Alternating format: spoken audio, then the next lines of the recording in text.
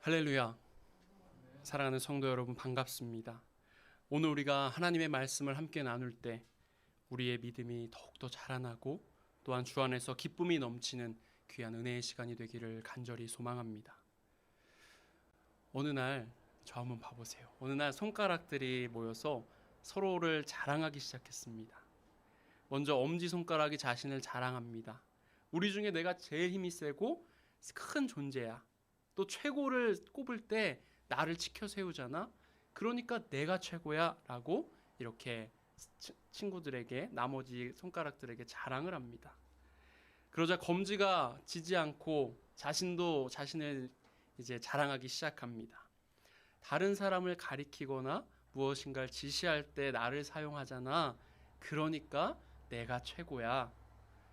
세 번째 손가락도 지지 않고 또 자랑을 합니다. 너네 무슨 그렇게 섭섭한 소리를 하니? 우리 가운데 내가 제일 길고 몸매도 좋잖아. 그러니까 내가 최고야. 약지도 가만히 있지 않습니다. 무슨 소리야? 내가 최고지. 사랑하는 사람과의 사랑의 언약의 반지를 나한테 끼우잖아. 그러니까 내가 최고야. 이 모습을 지켜보던 새끼손가락이 가소롭다는 듯이 씩 웃으며 이야기합니다. 너희가 아무리 그렇게 자랑해봐라. 내가 없으면 너네들 제대로 된 손 대접도 못 받을걸? 이 새끼손가락의 자랑이 어떠신가요? 다른 손가락보다 특출나게 자랑할 것이 없으니 억지로라도 다른 내 손가락들을 무시하고 또 깎아내리면서까지 자랑거리를 만들려고 하는 모습. 우리들의 모습 같아서 재밌으면서도 한편으로는 씁쓸한 마음입니다. 우리는 참 별것 아닌 것들을 자랑하고 또한 모든 이들로 하여금 부러움의 대상이 되고 싶어 합니다. 또한 우리는 참 별것 아닌 것들로 인하여 분노하고 질투하고 또 탐욕을 부리기도 합니다. 하지만 여러분, 우리들의 삶의 자랑은 더 이상 꽃을 자랑하는 삶이 아닌 꽃이 떨어진 후에야 비로소 풍성하게 맺을 수 있게 되는 열매를 자랑하는 삶을 우리가 살아갈 수 있어야만 합니다. 제가 오늘 준비한 게 많아요. 여기 꽃 한 송이가 있습니다. 물론 지금도 충분히 굉장히 아름다운 꽃입니다. 제가 이 꽃을 오늘 아침에 꺾어 왔는데 이 꽃을 꺾을 때만 해도 이 꽃은 훨씬 더 노랗고 아름다웠습니다. 이렇게 제가 움켜쥔 이 꽃은 불과 몇 시간도 지나지 않아 그 아름다움을 점차 잃어가고 또한 죽어가고 있음을 보게 됩니다. 이렇게 꽃이란 그 특별한 아름다움으로 모든 사람들의 눈과 마음을 기쁘게 하지만 언젠가는 시들고 썩어져 버리는 한계를 가지고 있습니다.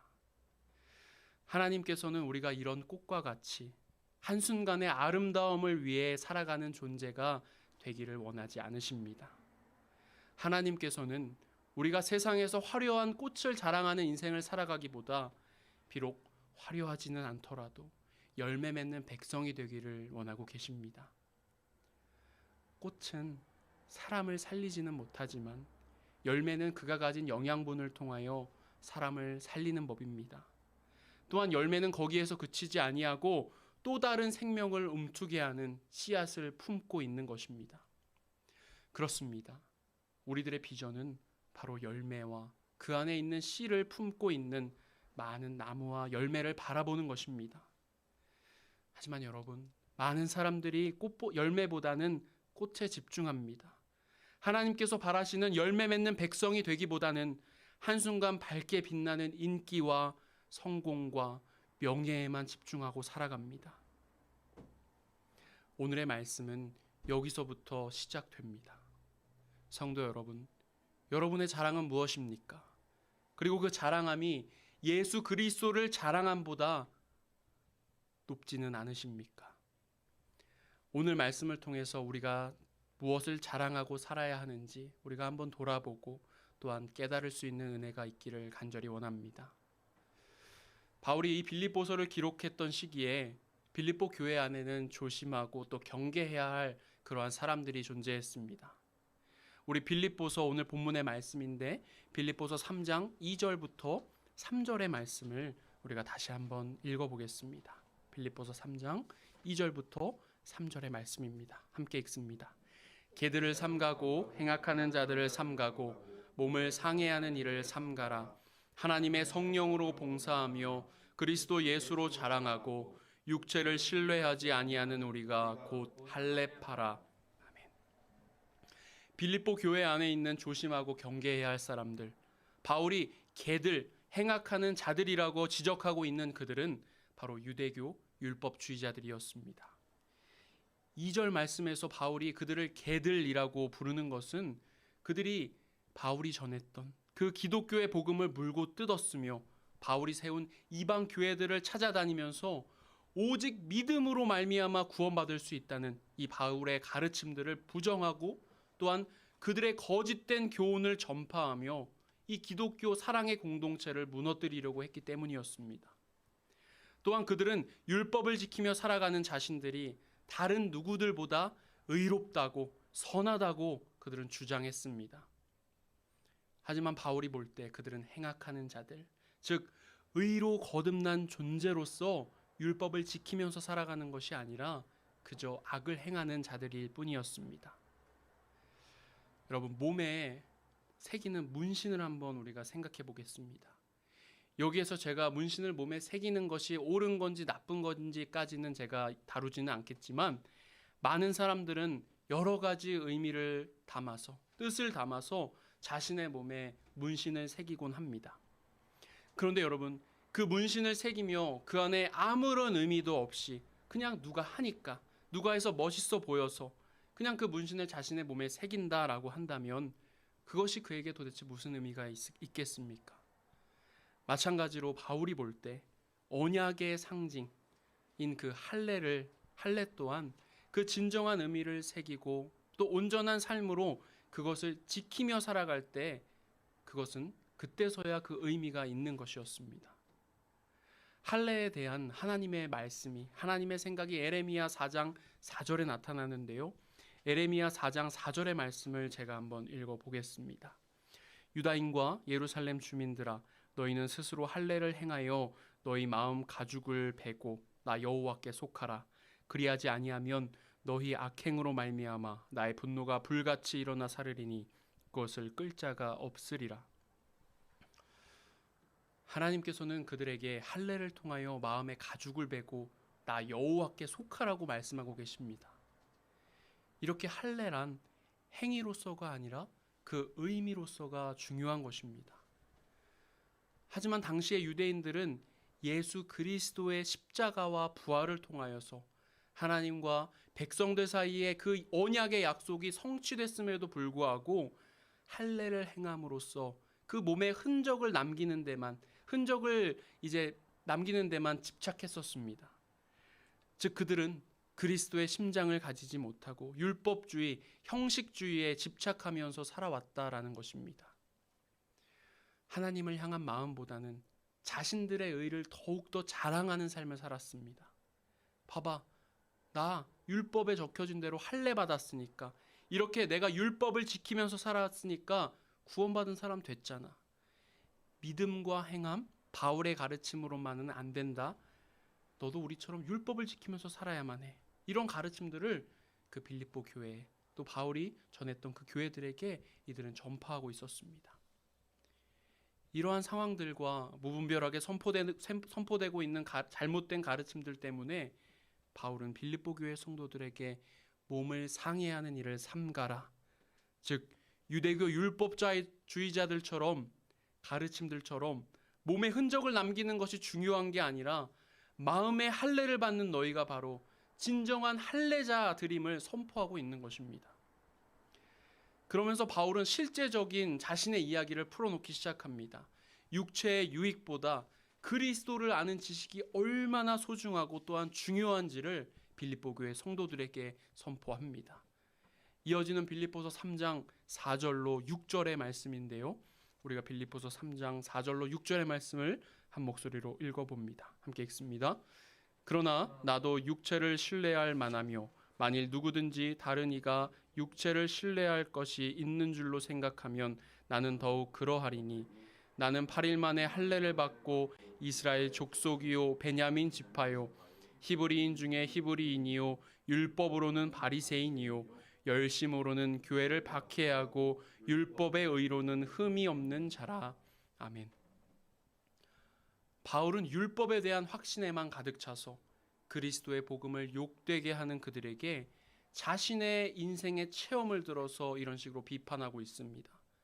지금 유대교 율법주의자들이 자신을 굉장한 인물인 것처럼 생각하고 또 자처하고 있는데 바로 나 자신, 바울이 어떤 사람인지를 그들에게 말해주고 있는 것입니다.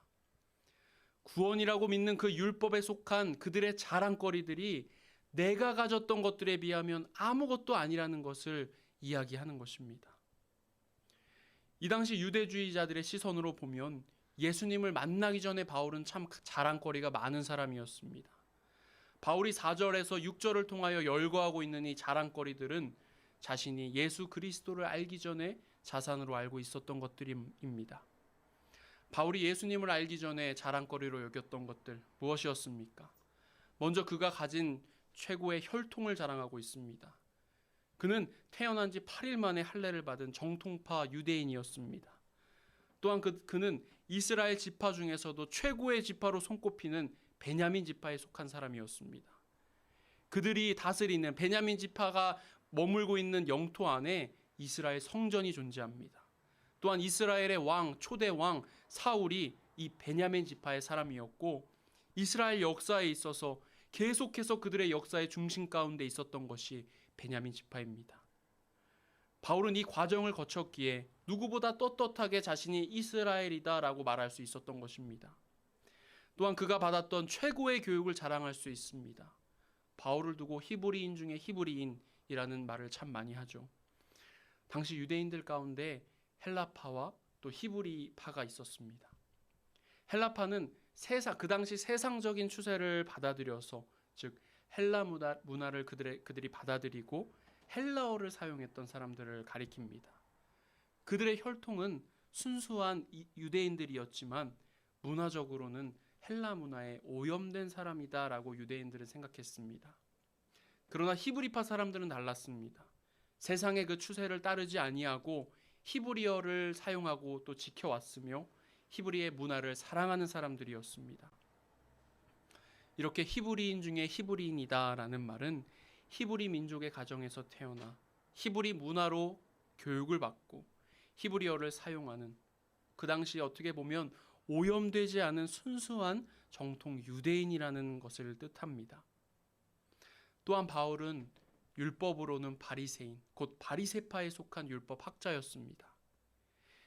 예수님의 공생의 기간부터 시작해서 많은 그리스도교 사람들에게 많은 핍박과 공격을 가한 것이 바로 바리새파 사람들이었습니다. 그래서 우리가 이 시대의 우리들은 바리새파 사람들을 상당히 몰상식하고 또한 비도덕적인 사람이다라고 생각할 수도 있겠지만 당시 바리새인들의 위치는 전혀 그렇지 않았습니다. 당시 유대인들에게 가장 존경받는 당파가 바로 바리새파였습니다. 유대교의 다른 당파들, 사두개파처럼 로마에 친밀하게 지내지도 않았었고 열심당원들처럼 무모하지도 않았고 에세네파처럼 세상과 고립되어 사는 사람들도 아니었습니다. 그들은 그저 세상 가운데에서 순수한 유대교적인 전통을 지키며 살아간 아주 고귀한 존재들이었던 것입니다. 그래서 그들은 유대교 전통과 가르침에 어긋나는 그리스도와 그 복음을 믿는 교회들을 핍박했던 것입니다. 이러한 당시 그가 가진 조건들과 시대적 관점으로 본다면 바울은 정말 탁월하고 무엇 하나 빠지지 않는 대단한 사람이었을 것입니다. 그런데 여러분 한번 잘 생각해 보세요. 무엇이 이 바울의 인생을 송두리째 뒤바꿔 버렸습니까? 바로 예수 그리스도였습니다.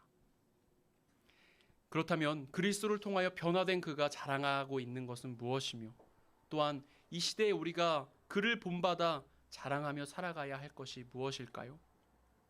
우리 이어지는 빌립보서 3장 7절에서 9절의 말씀 함께 읽어봅니다. 함께 읽습니다. 그러나 무엇이든지 내가 유익하던 것을 내가 그리스도를 위하여 다 해로 여길 뿐더러 또한 모든 것을 해로 여김은 내 주 그리스도 예수를 아는 지식이 가장 고상하기 때문이라. 내가 그를 위하여 모든 것을 잃어버리고 배설물로 여김은 그리스도를 얻고 그 안에서 발견되려 함이니 가진 의는 율법에서 난 것이 아니요 오직 그리스도를 믿음으로 말미암은 것이니 곧 믿음으로 하나님께로부터 난 의라. 아멘. 사도 바울은 예수 그리스도를 만난 후 전에는 유익으로 여겼던 모든 것들이 더 이상 자신에게 유익이 아님을 깨달았습니다. 그가 이런 고백을 할 수 있는 것은 그리스도 안에서 발견한 가치들을 지키기 위해 또한 그리스도를 아는 지식이 가장 고상함을 그가 깨달았기 때문이었습니다. 여기에서 바울이 말하는 예수를 아는 지식이란 그리고 그 고상함이란 그저 그가 지적으로 알게 된 지식에 국한되는 것이 아닙니다. 그리스도를 만난 바울이 인격적으로 또한 체험적으로 깨닫게 된 그 모든 지식을 포함하고 있는 것입니다. 또한 그는 그런 모든 세상적인 자랑거리들을 배설물로 여기고 있다라고 고백합니다. 배설물을 뜻하는 헬라어 스퀴발로는 똥, 찌꺼기, 폐물 등을 의미하는데 바울이 세상의 자랑거리들을 이렇게 배설물로 여긴 이유는 본문 8절과 9절 사이에 나타나 있듯이 그리스도를 얻고 그리스도 안에서 발견되기 위함이라고 그 이유를 바울은 설명하고 있습니다. 우리 그런 의미에서 9절의 말씀을 제가 다시 한번 읽어보겠습니다. 그 안에서 발견되려 함이니 내가 가진 의는 율법에서 난 것이 아니요 오직 그리스도를 믿음으로 말미암은 것이니 곧 믿음으로 하나님께로부터 난 의라. 예수 그리스도를 만난 후 바울의 소원은 그리스도의 의 그 가운데 살아가는 삶이었습니다. 그리고 우리는 함께 읽은 이 9절의 말씀을 통하여 바울이 가진 그 의가 그 의의 출처가 어디에서 오는 것인지 분명하게 깨닫게 되었음을 보게 됩니다. 바울이 가진 의, 그것이 어디로부터 온 것이라고 합니까? 그 의는 믿음으로부터 얻게 된 것이며 그 출처는 바로 하나님이셨습니다. 이것을 제가 신학적인 용어로 설명해 본다면 율법주의자들이 주장하는 이행칭의, 즉 인간의 행위에 의해 의롭다고 칭함받는 것이 우선되는 것이 아니라 이신칭의, 오직 믿음이라는 반석 위에 굳게 선 인간들을 하나님께서는 의롭다고 칭해 주시는, 즉 믿음으로써 의롭다고 칭함을 받는다는 것입니다. 따라서 바울은 빌립보 교회 성도들에게 의의 근원이 결코 인간의 판단과 인정 가운데 있는 것이 아니라 오직 하나님께 있다는 가르침을 그들에게 주고 있는 것입니다. 우리나라 속담에 같은 값이면 다홍치마라는 말이 있죠. 같은 값을 지불해야 한다면 색이 더 고운 치마가 더 낫다는 말입니다. 물론 그리스도인들의 삶과 그 의 가운데 그의 마땅한 행함이 따라와야 하는 것, 그것은 분명한 사실입니다. 우리가 분명히 그렇게 살아가야만 합니다. 모든 그리스도인들이 율법에 흠이 없는 생활, 형식에 충실한 생활까지 할 수 있다라고 한다면 그것은 더할 나위 없이 바람직한 일일 것입니다. 그렇지만 색깔이 아니라 치마냐 바지냐라는 문제를 놓고 본다면 말이 좀 달라집니다. 구원을 받느냐 구원을 받지 못하느냐라는 문제를 놓고 본다면 그것들이 결코 자랑할 만한 일이 아니라는 것입니다. 즉 그런 형식들보다 훨씬 더 차원이 다른, 훨씬 더 중요한 것이 분명하게 있다라는 것입니다. 여러분, 우리에게는 형식보다 중요한 것이 있습니다. 우리에게는 오직 믿음을 통한 주님과의 인격적인 만남과 참된 구원, 그것이 우리에게는 가장 중요한 것입니다. 우리가 진정으로 그리스도 안에 있기 위해서, 그리고 구원을 받기 위해서 우리는 우리가 자랑하는 형식과 보여지는 모든 것들을 배설물로 여길 수 있어야 합니다. 그리고 우리가 진정으로 자랑할 것들을 자랑하며 살아갈 수 있어야만 합니다. 바울이 자랑하는 것이 무엇이었습니까? 바울이 자랑하는 것은 오직 예수 그리스도였습니다. 사도 바울은 그가 가지고 있던 인간적인 모든 조건들, 모든 좋은 조건들을 배설물로 여겼다고 했습니다. 그가 그럴 수 있었던 이유 뭐라고 했습니까? 예수 그리스도 때문이었습니다. 예수 그리스도를 그가 만났기 때문이었습니다. 그가 가진 모든 그 세상적인 조건들은 예수님을 아는 지식 앞에 아무것도 아니었습니다. 예수님을 아는 지식이 그가 가진 모든 조건들을 뛰어넘는 것이었습니다. 이렇게 예수님을 만난 이 바울은 그 인생과 가치관이 180도 변화된 삶을 살았고 또 예수 그리스도만을 자랑하는 삶을 살았습니다. 요즘 기계를 만드는 기술이 날로 발전해 가고 있습니다. 우리의 분신과도 같은 핸드폰 역시 예전의 핸드폰에 비해 작아지고 얇아지고 또한 가벼워지고 있습니다. 어떤 사람이 양팔 저울에 한쪽에는 옛 기종 핸드폰을 하나 두었고 다른 한쪽에는 새로 출시된 핸드폰을 두었다고 생각해 보겠습니다. 아마 옛 기종 핸드폰 있는 쪽으로 그 양팔 저울의 저울은 이렇게 기울어지게 될 것입니다. 왜냐하면 새로 나온 제품은 기술력을 통해서 더 가볍게 출시가 되었을 거니까요. 이런 상황 속에서 여러분들은 어떤 선택을 하시겠습니까? 이 무거운 제품이 그 안에 부품이 더 많이 들어갔구나, 더 좋은 부품이 많이 들어갔구나 해서 그 무거운 쪽을 선택하시겠습니까? 아니면 이 새로운 기술들이, 신기술이 집약된 이 새 핸드폰을 선택하시겠습니까? 이 요즘 시대의 기술의 발전을 잘 모르는 사람들은 무거운 쪽이 더 좋을 거다라고 생각할 수도 있겠습니다. 하지만 실상은 정반대이죠.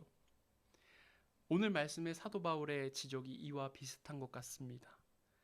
많은 사람들이 유대인인 것을, 바리새인인 것을 최고의 자랑으로 여기며 살아갔었는데 또한 눈에 보이는 형식과 율법을 지키며 살아가는 것이 더욱더 가치 있는 것이라 믿고 살아갔었는데 살아계신 예수 그리스도를 만나고 보니 이 눈에 보이는 것이 전부가 아니라 저울이 기울어지는 쪽이 무거운 것이 더 좋은 것이 아니라 그것보다 더 좋은 것이 있더라는 것입니다.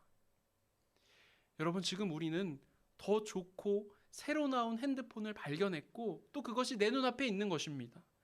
예수님을 만나기 전에는 지금 가진 조건들이 훨씬 더 중요했고 값어치가 나가는 것으로 생각해 왔었습니다. 그렇기 때문에 그것들을 꼭 붙잡고 그것들만 바라보며 살아가는 삶을 살아가야만 하는 것이 어쩌면 당연한 삶이라고 생각했을지도 모르겠습니다. 하지만 예수님을 만나고 보니 그 모든 것들이 아무것도 아닌 것입니다. 진짜 좋은 것이 내 눈앞에 있는 것입니다. 그렇기 때문에 어떠한 선택 가운데서도 우리의 선택은 예수 그리스도여야만 하는 것입니다. 오늘 말씀을 마치겠습니다. 사랑하는 성도 여러분, 지금까지 최고라고 여겼던 모든 조건들과 우리가 사랑에 맞지 않았던, 이 자랑에 맞지 않았던 모든 가치들이 그리스도를 아는 지식을 통하여 변화되기를 간절히 소망합니다. 또한 우리가 예수 그리스도를 아는 지식을 진정으로 사모하며 살아갈 수 있기를 원합니다. 우리의 인생이 오직 예수 그리스도 안에서 발견되는 나의 모습을, 그리고 예수 그리스도를 닮은 그 모습만을 자랑하며 사는 인생이 되기를 간절히 소원합니다. 오늘 말씀을 준비하고 묵상하면서 찬송가 94장 주 예수보다 더 귀한 것은 없네, 이 찬양이 생각났었습니다. 오늘 본문의 바울의 고백을 기억하며 이 찬양의 가사를 묵상해 보니 어느 때보다 더욱더 큰 은혜로 저에게 다가왔었습니다. 세상의 부귀와 명예 그리고 행복도 주 예수 그리스도보다 귀하지 않습니다. 우리에게는 예수 그리스도밖에 없습니다. 이 찬양의 고백이 우리 인생의 고백이 되기를 간절히 소원합니다. 예수님이 너무나 좋은 나머지, 예수님이 너무나 소중한 나머지 예수 그리스도를 아는 지식만을 자랑하는 정말 축복된 삶을 살아가는 저와 여러분 되시기를 간절히 기도하고 소망합니다. 아멘.